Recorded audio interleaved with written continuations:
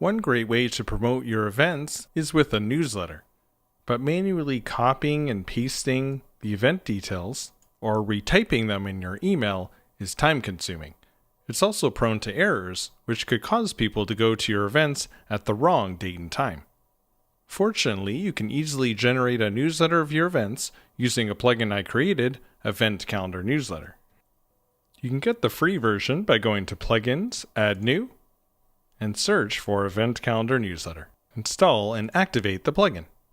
Now go to Event Calendar Newsletter in the main menu. Here you can pick how far in the future to grab events, select one of the existing designs, or click Custom to create your own using only the details you need. And when you're ready, click Generate Newsletter Events. Now you can copy and paste these details into your email program of choice like MailChimp, Aweber, or ActiveCampaign.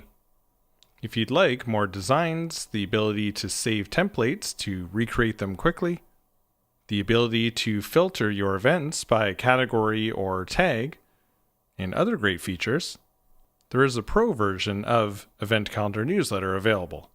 And that's how you can save time and generate your email newsletters with no mistakes using Event Calendar Newsletter.